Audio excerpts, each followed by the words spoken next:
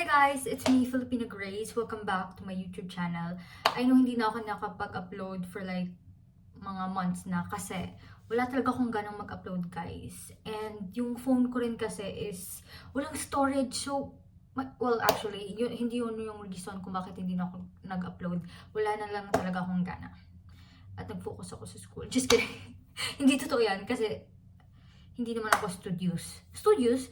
Anyway guys, kaya ako gusto kong mag-vlog kasi gusto kong i-vlog yung moment na to kasi tomorrow magjo-join ako ng Cultural Potluck Festival. Parang event yun na ginawa ng university namin para sa mga students from mga foreigner students dito sa Poland. So, yung Cultural Potluck Festival, parang festival yun, parang celebration sa cultures namin. So, ipapakita namin ng mga cultures namin doon sa university namin. And grabe guys, I'm so stressed. Like, sobrang stress talaga ako kasi hindi ko kilala yung mga tao doon. So, like, paano kung ipahiya ko yung sarili ko? So, marami talaga akong mga iniisip na hindi maganda.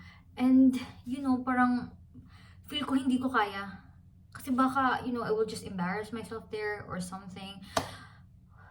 Nung first ko na na-receive yung email from the university na sinabi nila, okay, join the Potluck Festival celebration para sa mga international students. Parang sobrang excited ako. Like, minessage ko na agad yung parents, not my parents, yung siblings ko, yung mga sisters ko, kasi lagi kami nag-chat everyday, you know. Sabi ko, oh my God, mag-join ako, tapos ipapakita ko yung Filipino culture. So, sobrang talaga akong excited. But then, na-deflate yung excitement ko kasi nga, sabi nila, dapat daw artistic performance. So, parang na-pressure ako. Like, hindi naman ako artistic. Like, hindi ako marunong kumanta, sumayaw. I know, yung artistic, hindi lang naman about sa kung marunong kang sumayaw or kumanta. Pero, like, hindi talaga ako creative na pagkatao. Ano lang ako, parang kaya kong pikein, pero hindi talaga ako for the smart. So, yun nga.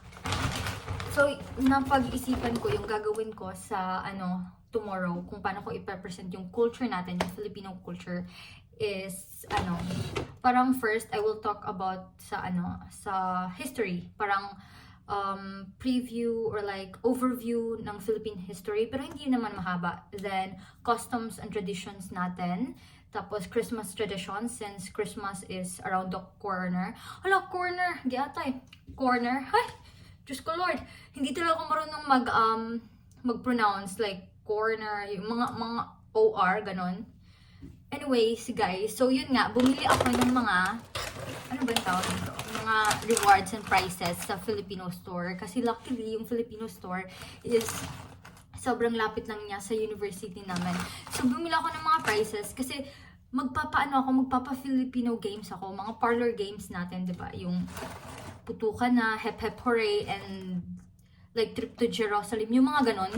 Kaya, sobrang pressured ako guys kasi baka ayaw nilang mag-join. So, at hindi ako magaling na host. Like, paano ko sasabihin? Like, okay, join na kayo. Just magmakaawa ako sa kanila. But anyway, so ito yung binili ko. Na-excite ako sa mga binili ko kasi sobrang sarap. I mean, unhealthy, pero, you know, this is Filipino. Charis. So yun nga, sobrang excited guys. Pero, kita ko sa inyo. Marami yung binili ko guys. Let's look. Kasi good thing rin dito sa sa festival na to is binigyan kami ng university namin ng budget para bilhin kung ano yung gusto namin gawin. So ito, binili ako ng Skyflakes, tsaka fudgy bar, tsaka cupcake, tsaka marami pang iba guys. Sobrang dami talaga nito. So ito yung parang reward ko sa kanila. Kasi pag magpapagames ako, syempre magpa-reward ka para ma-motivate ba sila. Pero yun nga, I'm so scared guys. So, we will see tomorrow and mag-vlog ako at i-update ko kayo kung ano ang mangyayari doon. But we will see, okay? So, magluluto rin ako ng, ano ba tawag doon? Buko pandan. Kasi, parang yung event na okay, na-stop yung video kasi wala na akong storage, guys. I need to update my storage, charis. Pero wala akong pera, guys. So, for the tiis na lang tayo. Anyway, magluluto nga ako ng buko pandan. Kasi gusto ko sana adobo or pansit, yung mga ganun ba, Filipino food. Pero kasi, hindi pwedeng mag-reheat doon sa university. So, sabi ng boyfriend ko, ano na lang daw yung dessert na ginagawa ko. Kasi, hindi naman kailangang initin. Pero hindi rin maginaw, so hindi rin siguro masarap. Pero, yun nga, nakabili na ako ng ingredients. So, wala na tayong choice. So, magbubuko pandan ako. At i-update ko kayo kung anong mangyayari tomorrow. Kung paano ko gagawin. Sobrang talaga ako stress. Kasi hindi naman ako magaling na host. Pero, guys, please pray for me to kanang i-present ang Filipino culture. Kasi, Pinoy tayo. Charis. Saan naman ko Filipino culture for the win talaga. Sorry, sige ako kuan sa buko kay gubuti sa good. As in, gusto ko gid papunta na ako buko kay. Basta, tanaw ra good. Murag lubot day. So anyway, see you tomorrow. Hey guys, so today is the day. Charis.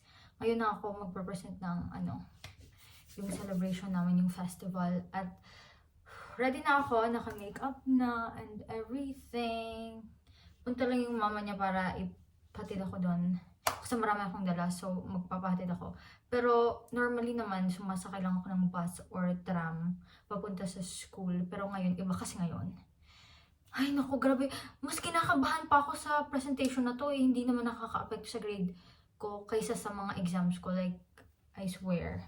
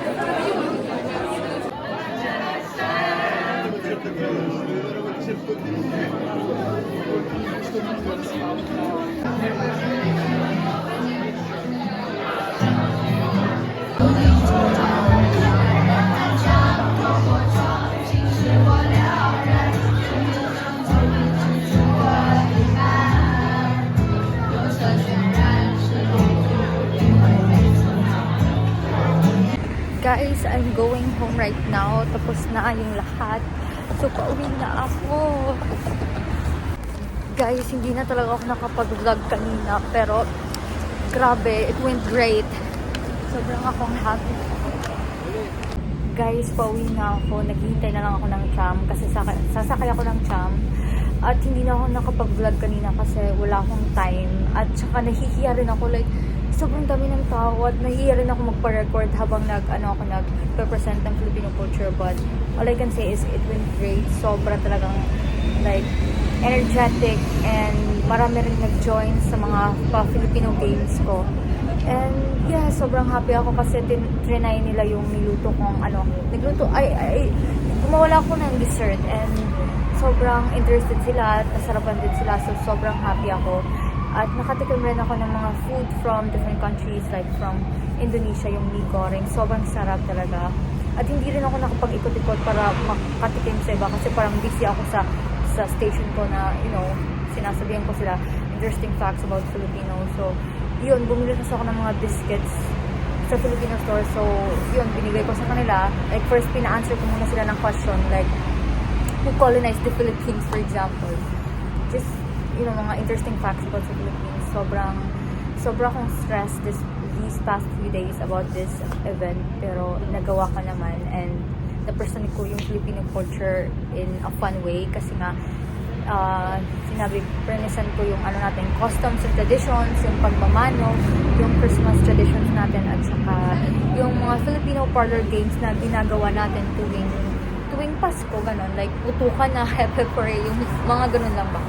So yeah, and sabi din ng teacher, pagkatapos ko mag-present, sabi niya, oh my God, you did so great. Tapos, meron daw akong talent. Charis, for the talented pala, I mean, ano talaga, like, gusto kong hosting.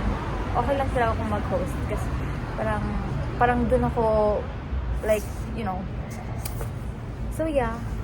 Sobrang stress ako, pero nakaya ko rin naman. Kasi, alam ko namang kaya ko kung, you know, mag-believe lang ako sa sarili ko. So, sobrang happy ako kasi I met a lot of students na interested about sa Filipino culture, and yeah, sinabi lang ko lang sa kanila yung mga about sa Filipino, yung sa lechon, mga Filipino food na sikat sa Pinas. So, sabi ko, basta, like, kinaya ko talaga at sobrang fun talaga nung nag-present ako ng culture natin, Filipino, of course. And yeah, I couldn't be happier kasi sobrang happy talaga ako how today went. So yeah, sorry guys, hindi na ako nakapag-video doon. But yeah, thank you for watching if you're watching.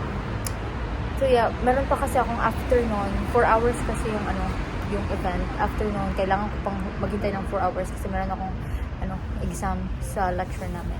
But yeah, pauwi na ako ngayon. And yeah, today went well, and na-present ko yung culture natin in a fun way and interesting way, and I'm sure they will remember Filipino kasi malakas. Tayo lang malakas. Charis. Pet mommy. What? Okay.